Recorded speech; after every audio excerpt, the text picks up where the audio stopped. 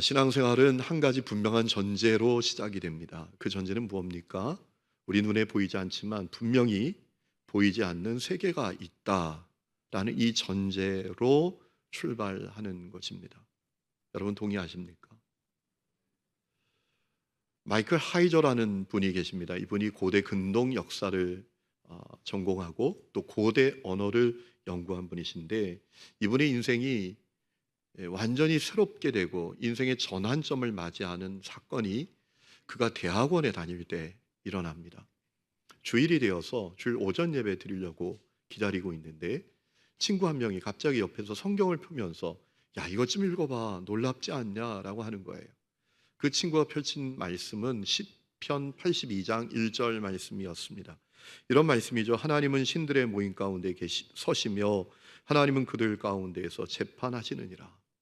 그 친구가 눈을 동그랗게 뜨고 말합니다.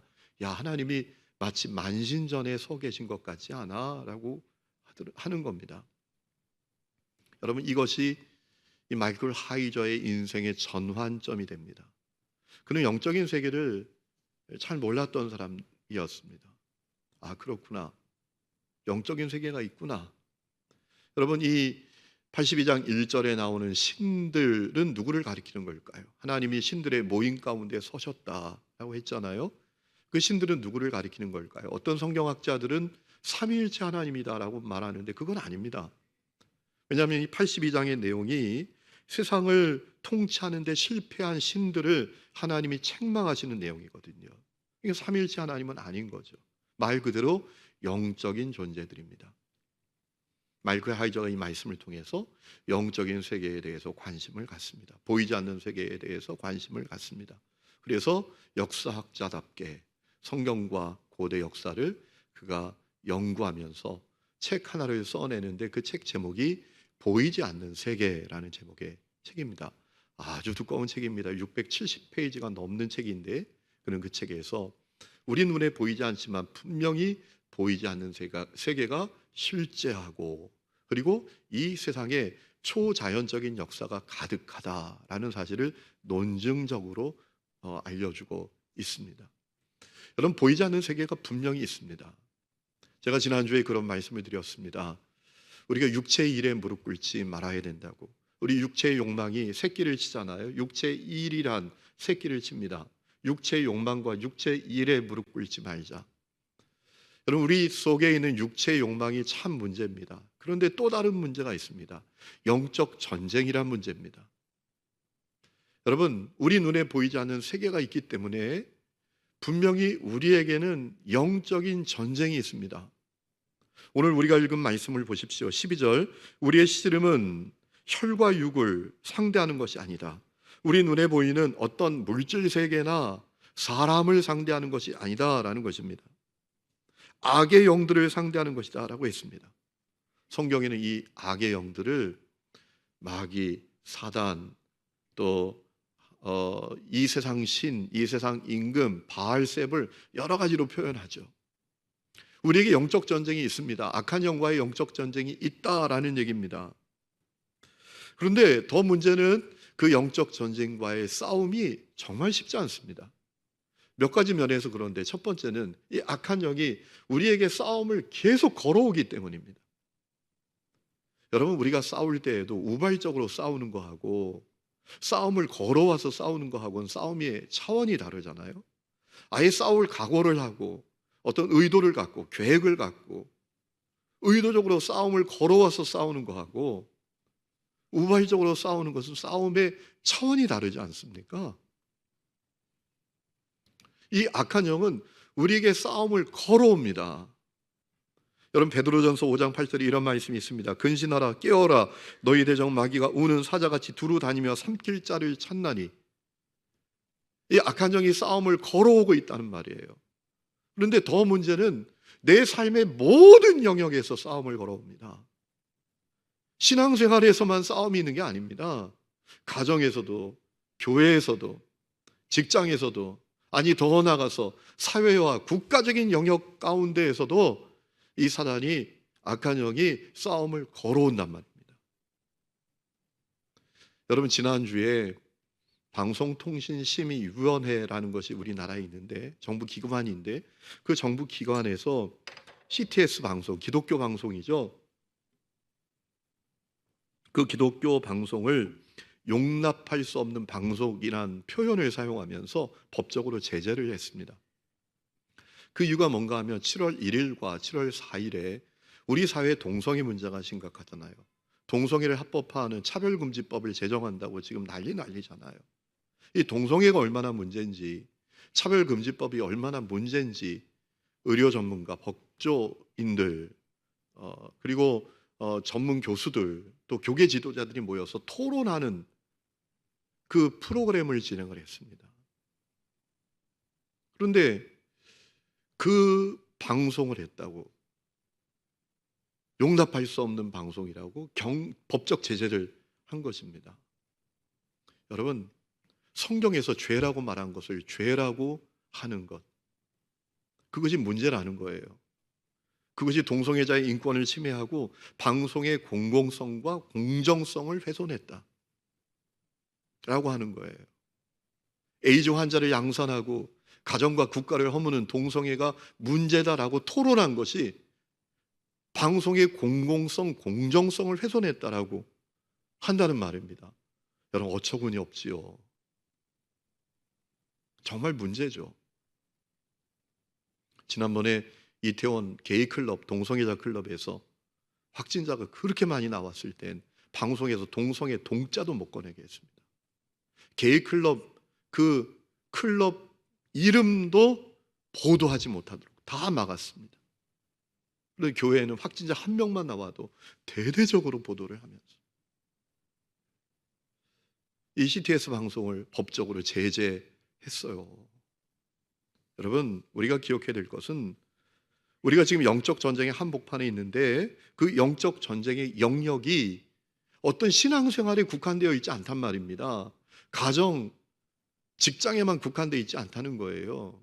그래서 오늘 12절 말씀해 보면 이 악한 영을 뭐라고 표현합니까? 통치자들, 권세들, 어둠의 세상 주관자들이라고 표현하면서 우리 사회 전체적인 모든 영역에서 악한 영이 우리에게 싸움을 걸어오고 있다라는 사실을 인식시켜 주는 거죠. 여러분, 두 번째, 이 악한 영과 싸움이 쉽지 않은 중요한 이유가 있습니다. 악한 의도를 갖고 싸움을 걸어오기 때문입니다. 의도가 악해요. 싸움을 걸어도 정의로운 싸움이 있잖아요. 그렇죠? 선한 싸움이 있잖아요. 근데 악한 의도를 성취하기 위해서 싸우는 겁니다. 제가 지난 월요일부터 수요일까지 로잔 컨퍼런스에 다녀왔는데 이 로잔 언약이 있지 않습니까? 1974년에 스위스 로잔에서 복음주의자들이 모였습니다. 자유주의자들, 신죽음의 신학이 유행하고 성경을 부정하는 그런 흐름들이 교회를 장악하고 신학교를 장악해 가니까 1500명의 복음주의자들이 스위스 로잔에 모여서 우리가 무엇을 믿는가, 우리가 무엇을 위해서 살아야 되는가를 선언하는 로잔 언약을 발표했습니다. 그 2024년에 그 로잔 대회를 한국에서 이제 하게 되어서 먼저 그 로잔의 정신을 함께 공부하는 그런 모임이 있었는데요. 여러분, 로잔 언약 14장 파트를 보면 영적 전쟁에 대해서 이렇게 기술을 하고 있습니다. 악한 영의 목적을 기술하는 건데요. 이렇게 기술하고 있습니다. 그 악한 세력들은 교회를 전복시키고 세계 복음화를 위한 교회의 사역을 좌절시키려고 한다. 악한 영이 얼마나 악한 목적을 갖고 있는가 하면 교회를 전복시키는 겁니다. 교회를 무너지게 만드는 겁니다. 그리고 지금도 복음을 듣지 못하는 사람들에게 복음을 전하고 세계를 복음화하려고 하는 교회의 계획과 시도를 좌절하게 만드는 것이 이 악한 영의 목적입니다. 여러분, 이 악한 영은 목적이 악해요. 악한 목적을 갖고 싸움을 걸어온단 말입니다. 요한복음 10장 10절에는 도적이 오는 것은 도둑질하고 죽이고 멸망시키기 위함이라고 예수님께서 이 악한 영의 악한 목적을 밝히신 바가 있습니다. 이 악한 영은 도둑질합니다. 하나님께서 우리에게 주신 그 좋은 것들, 생명, 행복, 자유, 거룩, 순결, 이런 것들을 다 도둑질하고 우리의 삶을 지옥 같은 인생으로 만들고 그리고 멸망시키려고 하는 악한 목적을 갖고 있단 말입니다. 그 악한 목적을 갖고 우리에게 싸움을 걸어오기 때문에 여러분, 이 악한 영과의 싸움이 쉽지는 않습니다. 세 번째, 쉽지 않은 또 하나의 중요한 이유가 있는데, 이 악한 영은 영적인 존재이기 때문에 우리의 약점이 무엇인지를 너무나 잘 알고 있기 때문입니다. 여러분, 악한 영은 영적 존재입니다. 그 악한 영, 우리 약점이 무엇인지, 우리 속에 있는 그 끓어오르는 지금 주체하지 못하는 욕망이 무엇인지, 갈망이 무엇인지, 그래서 어떤 타이밍에 어떤 수단과 어떤 도구를 통하면 우리를 무너뜨릴 수 있는지 너무나 잘 알고 있어요. 그래서 이 싸움이 간단치는 않은 겁니다. 다윗을 생각해 보십시오. 다윗이 통일왕국의 왕이 됩니다. 그의 나라가 강성해집니다. 그의 나라가 평화로워집니다. 그래서 한가롭게 왕궁 싸기를 거닐다가 목욕하는 밧세바 보고 간음죄 짓지 않습니까? 여러분, 저는 이런 생각을 해봅니다. 그 말씀을 보면서 밧세바가 거기서 그날만 목욕했을까? 아니죠. 늘 거기서 목욕했을 거예요. 그런데 왜 그날 다윗이 밧세바를 보게 된 걸까요? 중요한 이유가 있습니다. 타이밍이에요. 타이밍. 나라가 강성해졌습니다. 평화로워졌습니다. 여러분, 그 타이밍, 다윗이 무너질 수 있는 타이밍이었어요. 그날 밧세바를 보게 된 거예요. 그래서 그가 비참하게 된 겁니다. 간음죄 짓고 말이죠. 여러분, 사단은, 악한 영은 우리 욕망, 우리의 약점 다 알고 있습니다. 그래서 어떤 타이밍에 먹잇감을 던져주면 우리를 무너지게 할 수 있는지 너무나 잘 알고 있습니다. 여러분, 민물에 사는 거북이 어떻게 사는지 아십니까? 그렇게 느려 터진 거북이, 그렇게 살아가는 이유가 궁금하지 않습니까? 살아가는 이유가 있대요. 이 녀석이 그 민물 바닥에 배를 탁 붙이고 그냥 미동도 하지 않고 있는데 입만 쫙 벌리고 있대요. 여러분, 이 민물 거북이의 혀는 그 끝이 그 벌레처럼 생겼대요. 돌기가. 그래서 그 바닥을 이 배를 민물 바닥에 딱 붙이고 입을 쫙 벌리고 그 돌기가 마치 벌레처럼 흔들 하게 만든다는 거예요. 그럼 물고기가 그 혀의 돌기가 벌레인 줄 알고 쫙 다가왔을 때 그때 꿀꺽 하고 삼킨다는 거예요. 그래서 산대요. 여러분, 악한 영하고 똑같아요. 어떤 타이밍에 어떤 미끼를 던져주면 무너지게 만들 수 있는지 너무나 잘 알고 있어요, 악한 영. 그래서 이 싸움이 쉽지는 않아요. 그런데 위축될 필요 없습니다. 왜냐하면 구원받은 성도는 얼마든지 약한 영에게 승리할 수 있습니다. 왜냐하면 우리 예수님께서 승리하셨기 때문입니다. 여러분, 예수님께서 사단에게, 악한 영에게 승리하셨어요. 예수님이 땅에 오심으로 악한 영의 목적, 악한 영의 그 역사는 다 물거품이 되었습니다. 하나님의 아들인 예수님이 땅에 오셔서 십자가에 매달려 피 흘려 죽으시고 부활하셨습니다. 그때 사단은 패배했습니다. 범죄하고 타락하여 죄와 저주 가운데 살다가 죽을 사람이 예수 십자가 보혈로 의롭게 되어서 의와 거룩으로 살고 부활의 몸으로 영원한 생명을 누리게 되었습니다. 악한 영은 패배하게 된 겁니다. 예수님이 승리하시게 된 겁니다. 중요한 것은 예수님이 승리하셨으니 우리도 다 승리하게 되었다라는 겁니다. 우리의 대장 되신 예수님이 승리하셨으니 이제 우리도 승리할 수 있게 된 것입니다. 여러분, 사무엘상 17장 말씀을 보면 다윗이 골리앗에게 이긴 이야기가 나오죠. 참 흥미진진하죠.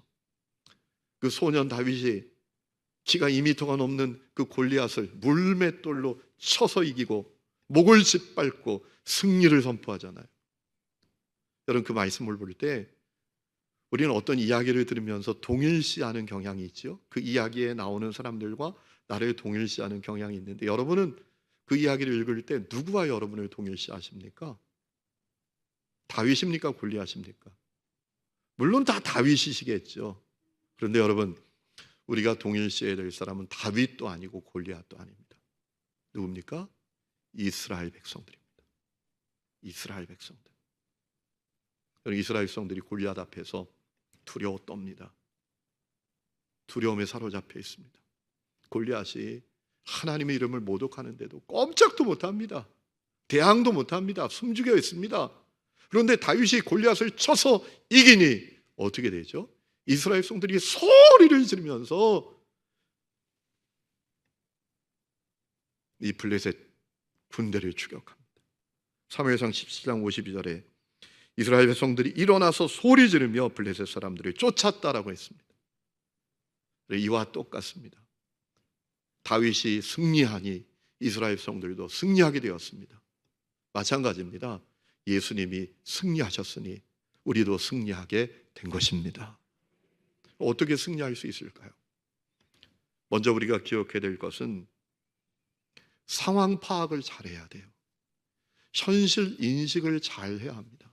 어떤 상황 파악일까요? 나는 지금 영적인 전쟁 중에 있다. 여러분, 교회를 구원선이라고 말하잖아요. 그런데 정확하게 말하면 전투선입니다.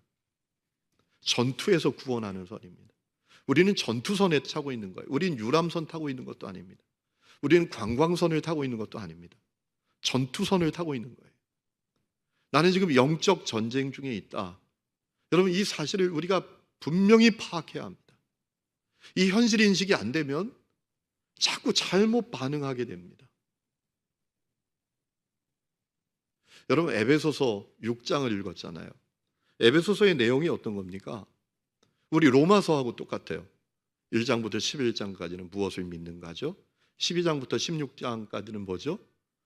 그 믿음을 가지는 우리는 어떻게 살아야 되는가에 대한 말씀이잖아요. 에베소서도 똑같아요. 1장부터 3장까지는 구원받은 성도는 누군가, 구원받은 성도의 정체성은 무엇인가에 대한 말씀이에요. 그리고 4장부터 6장까지는 내용이 무엇이죠? 그 성도의 정체성을 가진 사람은 어떻게 살아야 되는가에 대한 내용이 나옵니다. 그래서 구원받은 성도의 정체성은 뭐라 합니까? 창세전에 택함을 받은 사람이다. 하나님의 자녀다. 하나님의 기업이다. 은혜로 구원받아서 선한 일을 위하여 살라고 지으심을 받은 자다. 이런 정체성을 우리에게 소개하잖아요. 그러면 그 정체성을 가진 성도는 어떻게 살아야 된다고 말합니까? 가정에서, 교회에서, 사회에서 똑바로 살아야 된다고 말하잖아요. 교회에서 똑바로 살아야 된다고, 바른 신앙생활을 해야 된다고, 사랑과 겸손과 온유로 교회, 몸된 교회를 잘 세워야 된다고 말하잖아요. 가정에서도 부부는 사랑과 복종으로, 자녀들은 순종과 공경으로 살아야 된다고 말하잖아요.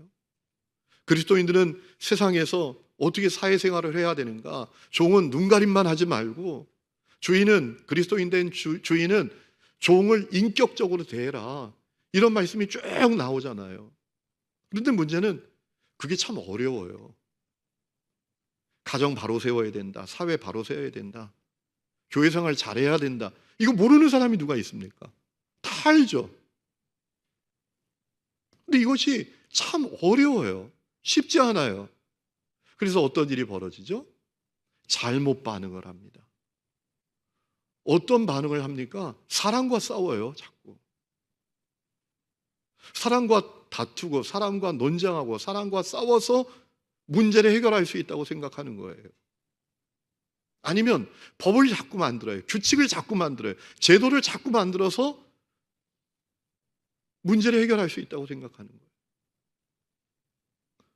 사랑과 온유와 겸손으로 주님의 몸된 교회를 잘 세우라고 했는데 이게 잘 안 되니까 어떻게 하죠? 싸워서 해결하려고 하는 거예요. 논쟁에서 해결하려고 하는 거예요. 사회도 마찬가지입니다. 종들은 주인 앞에서 눈가림만 하지 말고 주인은 종을 인격적으로 대우하는 것. 이게 쉽지 않잖아요. 그러니까 어떻게 하죠? 자꾸 규칙을 만들어요. 법을 만들어요. 그런데 여러분, 그런다고 문제가 해결됩니까? 그런다고 사회가 달라집니까? 저 여의도에 가보세요. 국회의원들이 1년 내내 하는 일이 뭡니까? 새로운 법 만드는 거예요. 수 없는 법이 만들어집니다. 아마 그 법을 모아놓으면 쌓아놓기도 어려울 정도인지 모릅니다. 그런데 여러분, 세상이 안 바뀌잖아요. 아니, 매년 법을 만드는데, 입법하는 기관이잖아요, 국회가. 규칙을 만들어요. 뭐 국회만 만드나요? 지방의회도 조례 뭐 이런 거 얼마나 많이 만드는지 몰라요. 그런데 안 바뀌어요. 여러분, 바른 상황 파악이 필요해요. 바른 현실 인식이 필요합니다. 우리는 영적 전쟁 중에 있어요. 영적 전쟁의 문제를 알고 똑바로 반응해야 가정도 사회도 교회도 바로 세워질 줄로 믿습니다. 현실 인식을 잘해야 돼요. 상황 파악을 잘해야 돼요. 우리는 지금 영적 전쟁 중에 있어. 영적 전쟁 중에 있다고. 이 파악이 제대로 되어야 승리할 수 있어요. 그리고 구체적으로 승리를 해야 되는데 어떻게 승리하는가? 오늘 말씀을 보면 첫 번째는 싸울 마음을 가져야 된다라는 것입니다. 여러분 10절 말씀 보세요. 끝으로 너희가 주 안에서와 그 힘의 능력으로 강건하여 져야 한다 라고 했습니다. 이 말씀의 의미를 간단하게 줄이면 이런 거 아닐까요? 싸울 마음을 가져라. 나는 주님 안에서 강건해질 거야. 나는 주님의 능력으로 강건해질 거야. 이 마음을 가지라는 거예요. 싸울 마음을 가지라는 겁니다. 여러분, 싸울 마음이 없으면 싸움이 안 됩니다. 싸울 마음을 갖지 못하면 싸우지 못하고 종으로 삽니다. 압제를 받으면서 삽니다. 그리고 이 악한 영이 이끄는 대로 끌려다니는 거예요. 싸우면 마음을 가져야 싸워지죠. 여러분, 도장에 가보면 운동하는 젊은이들이 많습니다. 뭐 권투 도장, 격투기 도장 이런 데 가보면 운동하는 태권도 도장, 운동하는 젊은이들이 많습니다. 그들이 왜 거기서 운동을 합니까? 적어도 내 몸 하나는 내가 방어를 해야지, 지켜야지. 누군가 나에게 해를 가하려고 할 때는 그래도 내가 거기 맞서야 되잖아. 이런 마음으로 운동하는 게 아니겠어요? 싸울 마음을 가져야 이기죠. 아니, 싸울 마음도 없는데 어떻게 이깁니까? 여러분, 여러분에게 악한 영과 싸울 마음이 있으십니까? 악한 영이 이끄는 대로, 세상 흘러가는 대로, 사람들 하는 대로 살아가고 계시지 않습니까? 지난주에 말씀드린 대로 여러분은 정말 거룩하게 살려는 마음은 있으십니까? 육체의 일에 무릎 꿇지 말아야지. 이런 중심이 여러분에게 있으십니까? 에이, 어떻게 거룩하게 살아? 다 죄짓고 사는 거지. 여러분, 이런 마음에서 어떻게 거룩한 삶이 시작될 수 있습니까? 싸울 마음이 있으십니까? 싸울 마음을 가져야 합니다. 두 번째는 무장해야 합니다. 무장하지 않고 승리할 수 없습니다. 여기 남성들 군에 가보시면 두렵고 떨리는 시간이 있잖아요. 갑자기 스피커에서 방송이 나옵니다. 진돗개 하나, 진돗개 하나, 진돗개 하나. 그러면 하던 일 멈추고, 빨래를 하던 사람 빨래 다 멈추고 어떻게 합니까? 벌떡 일어나서 군장을 막 쏩니다. 비상상은 벌어졌다는 거예요. 북한이 남침했다는 겁니다. 그러면 5분 안에 다 챙겨야 됩니다. 옷 갈아입고, 전투복 갈아입고, 무장하고, 군장 챙겨가지고 그 짧은 시간에 막 챙겨가지고 염정장에 딱 집합해야 됩니다. 그때 제일 먼저 하는 게 뭔지 아십니까? 무장 검사합니다. 군장 검사예요. 제대로 무장했는지.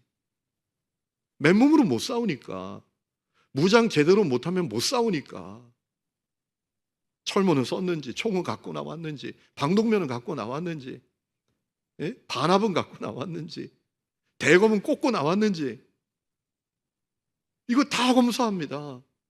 그래서 무장 제대로 검사 받을 때 잘 못하면 어떻게 되죠? 얼차려 왔습니다. 얻어 터집니다. 심각하면 군기교육 때까지 갑니다. 왜 그러죠? 무장해야 싸우니까. 맨몸으로 못 싸웁니다. 무장하라는 겁니다.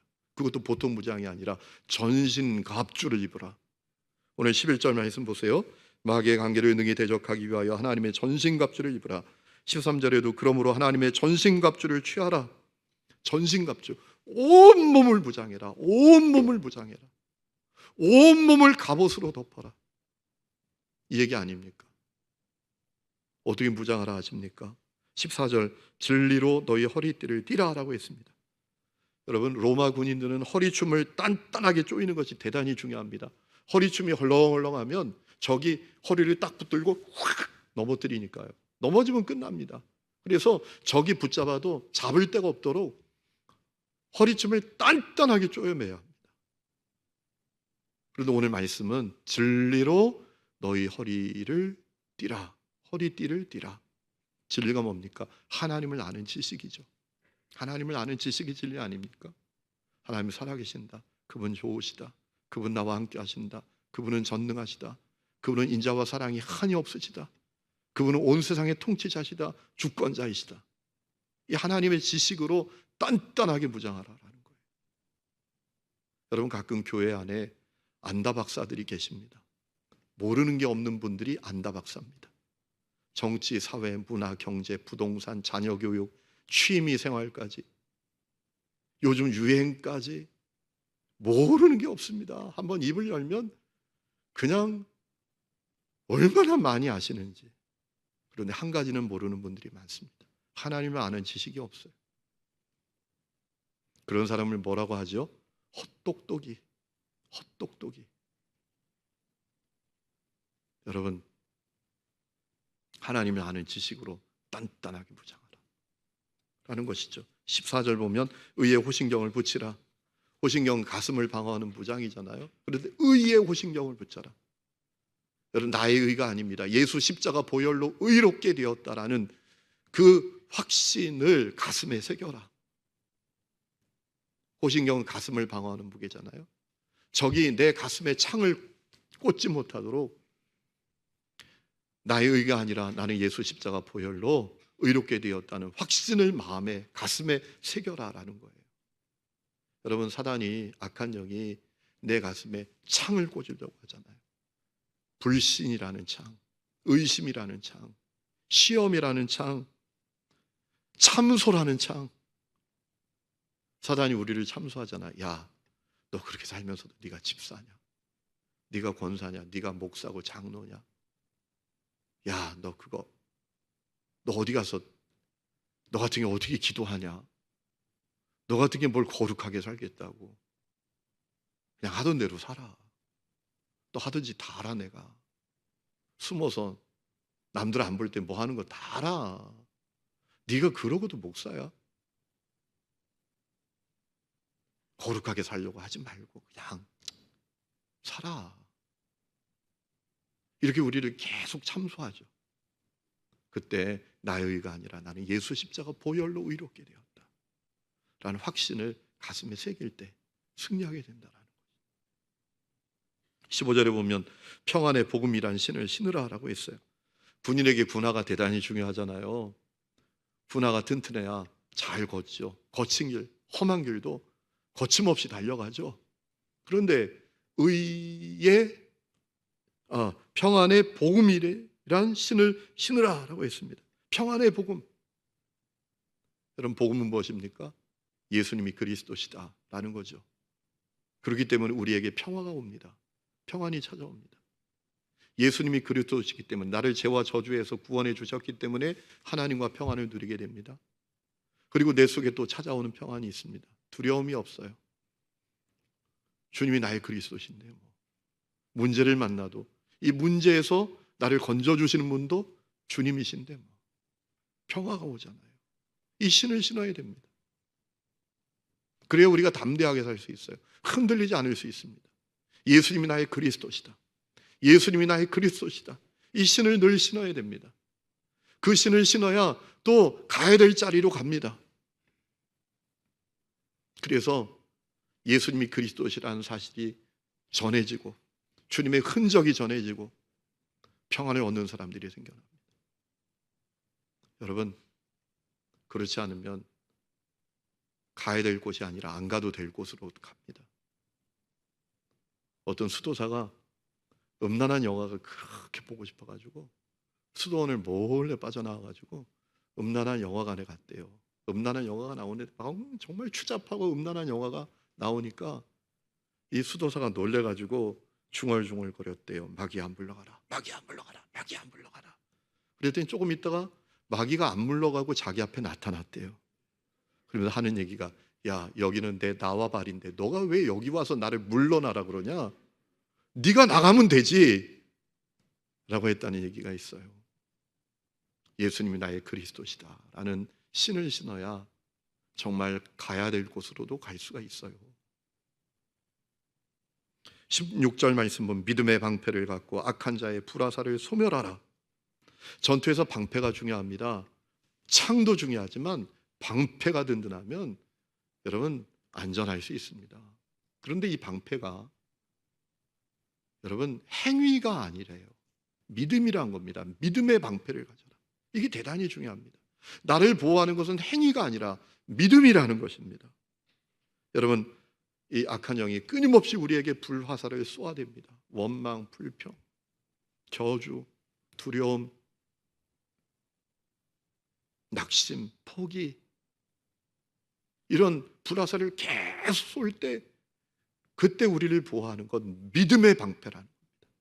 하나님이 살아계시고 날 사랑하시고 나와 함께 계시고 내가 하지 못하는 놀라운 계획을 하나님이 이루실 텐데, 이 믿음이 분명하면 두려움 앞에서 흔들리지 않습니다. 누구 원망하지 않습니다. 이 믿음이 분명하지 않으니까 교회 와서는 천사 같은데 집에 가서는 맨날 원망합니다. 너 같은 거 만나서 내가 인생 이렇게 꼬여서 이렇게 산다고, 너 같은 거 낳아가지고 내가 이렇게 산다고. 그러니까 가족 전도가 됩니까? 아이들이 속을 썩여도 아이고 잘 들려서 크게 들려서 엄마가 널 위해서 기도하잖아. 너 잘 될 거야. 너 잘 될 거야. 그러면 찔리죠. 그리고 그 믿음의 선포대로 되는 거죠. 믿음의 방패. 구원의 투구를 쓰라 했습니다. 17절 말씀에 머리가 중요하죠. 생각하는 기관이잖아요. 생각하는 기능을 감당하잖아요. 여러분, 이 생각의 기능을 담당한 머리에 구원의 투구를 써라. 나는 구원받았다. 나 하나님의 자녀다. 내 속에 성령님 오셨다. 라는 생각을 분명히 가지라라는 거예요. 사람들은 생각을 우습게 생각합니다. 뭐 아무 생각이나 하는 거지. 그런데 여러분 아십니까? 가룟 유다가 왜 비참하게 됐습니까? 생각 잘못돼서, 생각 잘못 가져서 예수님을 팔려는 생각을 악한 영이 넣으니까 그 생각을 품었어요. 그 생각을 가졌어요. 그래서 비참하게 됐어요. 구원의 투구를 써야 돼.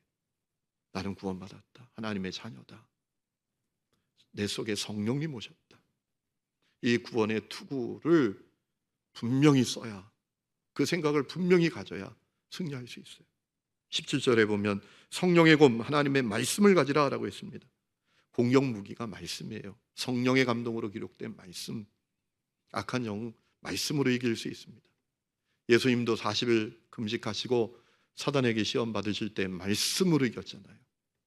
하나님의 말씀을 살았고 활력이 있어 어떤 검보다도 예리하여 홍과 영과 관절과 골수를 찔러 쪼갠다고 히브리서 4장 12절 말씀에 우리에게 증언해 주고 있잖아요. 여러분 말씀의 사람이십니까? 로마서 필사 묵상 잘하고 계십니까? 여러분 괴롭히려고 하라는 게 아닙니까? 아닙니다. 교회에서 어떤 프로그램 하려고 하는 게 아닙니다. 말씀이 공격 무기니까. 제 아내가 양심 선언을 하더라고요. 그저께 어디 다녀오는데, 신방 다녀오는데 저에게 그래요. 여보, 내가 로마서 쓰면서 회개했다고. 판단하는 것이 얼마나 큰 죄인지 깨달았다고. 자기가 자꾸 판단했대요. 자기 의로움이 있었대요. 사람을 자꾸 판단하는 경향이 있었는데 이게 얼마나 하나님이 싫어하시는지를 알게 됐다는 거예요. 영적 전쟁에서 이긴 거죠. 말씀이 이기는 겁니다. 말씀이. 저는 우리 하나님 교회 성도들이 말씀의 사람들이 되시기를 축원합니다. 그리고 마지막 세 번째 이기는 방법은 싸움을 시작해야 합니다. 싸울 마음을 가졌다면 싸움을 시작해야 돼요. 그런데 그 방법은 기도입니다. 기도. 여러분 18절 말씀 보세요. 모든 기도와 간구를 하되 항상 성령 안에서 기도하고 이를 위하여 깨어 구하기를 항상 힘쓰며 여러 성도를 위하여 구하라. 한 절 말씀에 기도와 연관된 표현이 5번 나옵니다. 그러니까 싸움의 방법이 기도라는 것입니다. 나는 능력이 없어요. 힘이 없어요. 연약하기 그저 없어요. 괜찮아요. 기도하면 주님이 일하십니다. 기도하면 주님이 싸우십니다. 여호사밧이 기도합니다. 모압과 암몬 연합군이 공격해 옵니다. 이길 힘이 없어요. 기도합니다. 승리했습니다. 이스라엘 백성들이 출애굽합니다. 앞에 홍해가 가로막았습니다. 뒤에 애국 군대가 추격해 옵니다. 방법이 없습니다. 그러나 손을 들었습니다. 기도했습니다. 승리했습니다.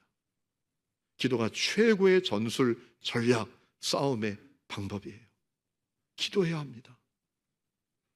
여러분 기도하는 분들이십니까? 여러분 기도로 사십니까? 이 코로나가 여러분에게 기도하지 않는 핑계가 되고 계시지 않습니까?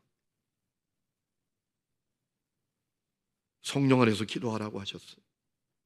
이 말씀 이렇게 적용할 수 있을 것 같아요. 기도하게 하시는 성령의 감동을 외면하지 않는 겁니다. 예수 믿으면 성령님이 우리 속에 오시기 때문에 그분이 계속 우리에게 마음을 주십니다. 아, 내가 좀 기도 좀 해야 되는데, 내가 좀 새벽 기도 좀 해야 되는데. 외면하지 말라는 거예요. 외면하지 마라. 에이, 언제부터 기도한다고. 다른 사람도 다 안 하는데. 이게 사단의 전략입니다. 꼭 누구하고 비교하는. 신앙생활은 각자입니다. 기도 응답도 내가 받는 것입니다. 깨어 기도하라는 거, 기도하지 않는 죄를 범치 말라는 겁니다. 여러 성도를 위하여 구하라. 기도의 범위를 넓게 잡으라는 것입니다. 바울은 자기 자신을 위해서 기도해 달라고 하잖아요. 그러니까 자기의 그 영적 전쟁, 복음 사역이 에베소 교회 성도들의 기도에 달려 있다는 얘기죠. 이 얘기는 기도해야 합니다. 저는 우리 하나님 교회 성도들이 기도하는 성도들이 되시기를 축원합니다. 저는 우리 교회가 기도하는 사람들이 모인 교회가 되기를 원합니다. 어떤 교회는 말쟁이들이 모여 있습니다. 어떤 교회는 문화를 좋아하는 사람들이 모여 있습니다. 어떤 교회는 음악을 좋아하는 사람들이 모여 있습니다. 어떤 교회는 운동을 좋아하는 사람들이 모여 있습니다. 그러나 우리 하나님 교회는, 저는 기도하는 사람들이 모여 있는 교회가 되기를 원합니다. 왜냐하면 기도가 영적 전쟁, 싸움의 방법이기 때문입니다. 기도하지 않으면 짓밟히는 거예요. 기도하지 않으면 겉으로는 화려한 것 같으나 영적으로는 거지 같은 거예요. 기도가 중요합니다. 한 가지 말씀드리고 마칩니다. 독일의 라이프치히라는 도시가 있죠. 그 도시가 원래는 유명한 음악가인 바흐라는 사람, 또 세계적인 문학가인 괴테라는 사람 때문에 유명한 도시였는데, 지금 독일 사람들에게 이 라이프치히는 니콜라이라는 교회 때문에 유명한 도시입니다. 왜냐하면 1982년 9월부터 그 교회에서 매주 월요일 사람들이 모여서 기도하기 시작합니다. 독일의 평화와 통일을 위한 기도회였습니다. 그 기도회의 주제도 칼을 쳐서 쟁기로라는 주제였습니다. 이 기도회는 사람들에게 별로 주목받지 못했습니다. 야, 지금 독일이 동독, 서독 군사 경쟁을 하고 군비 경쟁을 서로 하는데 통일이 된다고, 평화가 온다고? 아이, 그게 말이 돼? 이런 분위기였던 것입니다. 그 기도회를 무모하게 생각했습니다. 그런데 그러던 말던 크리스티안 피러라는 목사님이 중심이 되어서 매주 기도회가 열립니다. 누구든지 올 수 있는 기도회였습니다. 사실 이 기도회가 쉽지만은 않았습니다. 순탄치만은 않았습니다. 동독에 집요한 방해가 있습니다. 교회로 가는 것을 막고, 심지어 어떤 일도 있었는가 하면 사람들이 오기 전에 독일 동독 경찰 700명을 예배당에 먼저 다 앉혀놨습니다. 누구든지 올 수 있으니까 경찰 700명을 먼저 앉혀놓은 거예요. 그럼 못 들어오잖아요. 여러분, 하나님은 얼마나 놀랍게 역사하시는 분이신지요. 그 경찰 700명이 목사님 말씀 듣고 기도하다가 마음의 감동을 받습니다. 그런 역사가 일어납니다. 그 기도회가 점점 더 커집니다. 1989년에는 3천 명의 사람들이 모였습니다. 니콜라이 교회만 들어갈 수 없으니까, 모자라니까 토마스 교회, 그리고 요하네스 교회까지 다 가득 채웠습니다. 그 다음에 7만 명의 사람들이 모여서 기도했습니다. 거리까지 사람들이 가득히 모여서 기도하게 되었습니다. 동독의 라이프치히 중앙위원 치안 담당자였던 밀케라는 사람이 회고록에 이런 내용을 남겼을 정도였어요. 그 기도의 능력과 권세가 얼마나 강력한지 도무지 막을 수 없었다. 여러분, 그래서 어떤 일이 일어납니까? 1989년 11월 9일 베를린 장벽이 허물어지고 1990년 10월 3일에 독일 통일이 선포되어지는 역사가 일어났습니다.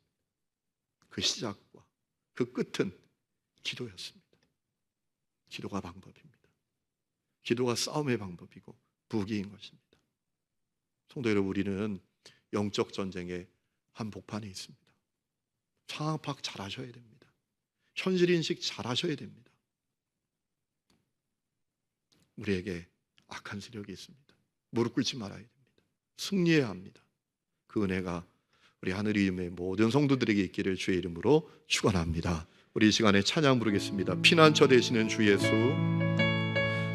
우리 힘차게 가사를 주님께 올려드리면서 찬양하겠습니다.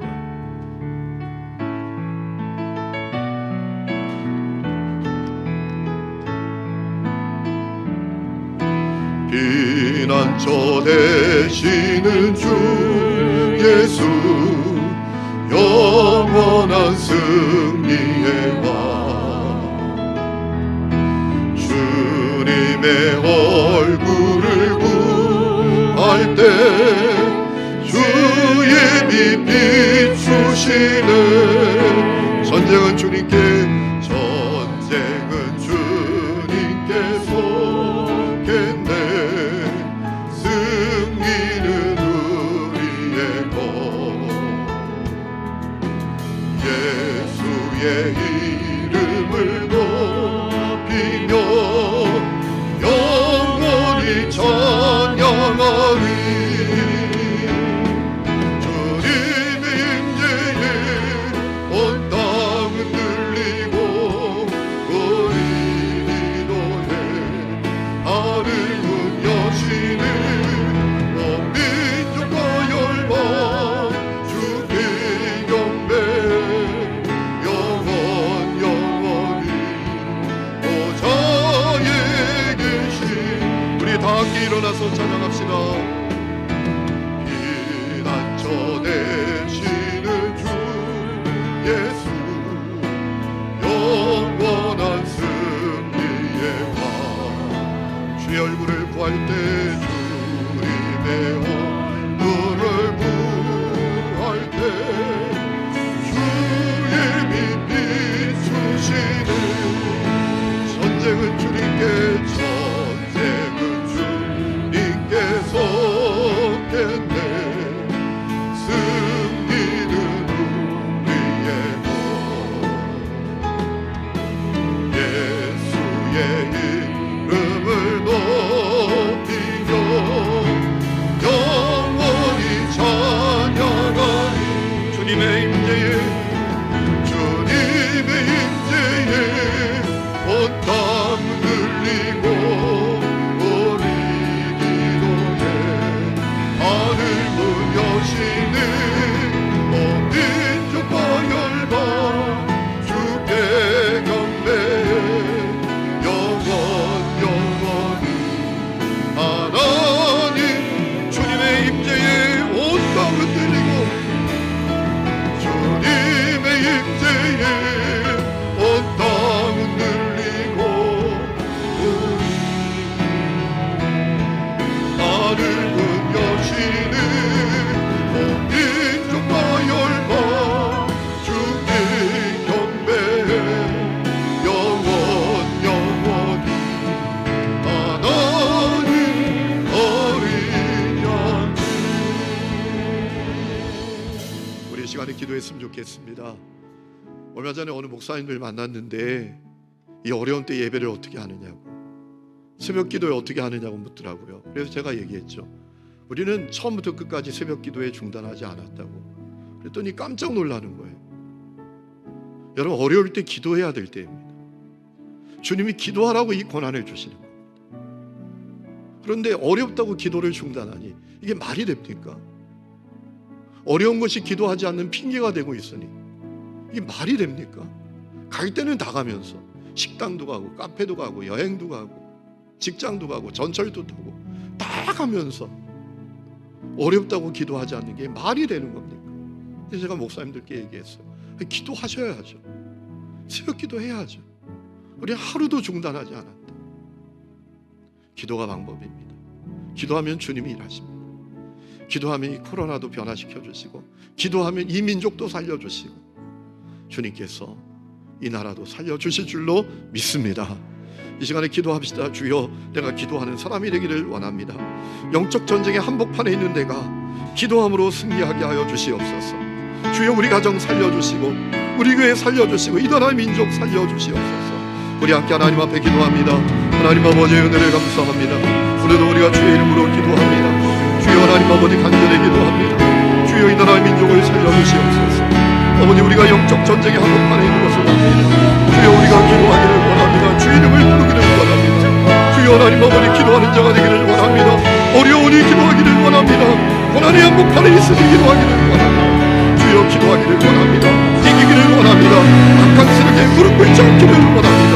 기도하며 승리하기를 원하오니 주여, 우리에게 기도형을 부어주시고 성경 안에서 기도하고 기도하고 아버지 기도의 범위를 넓게 갖고 기도하게 하여 주시옵소서. 우리의 기도를 통하여 놀랍게 일하시는 주님을 기대합니다. 주님을 찬양합니다. 주여, 우리를 살려주시옵소서. 기도를 통하여 우리가 이기게 하여 주시옵소서.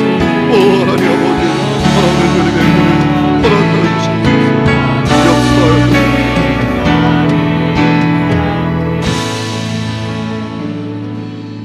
하나님 아버지, 우리가 영적 전쟁의 한복판에 있는 것을 알게 하여 주옵소서. 영적 무장을 하기를 원합니다. 싸울 마음을 갖기를 원합니다.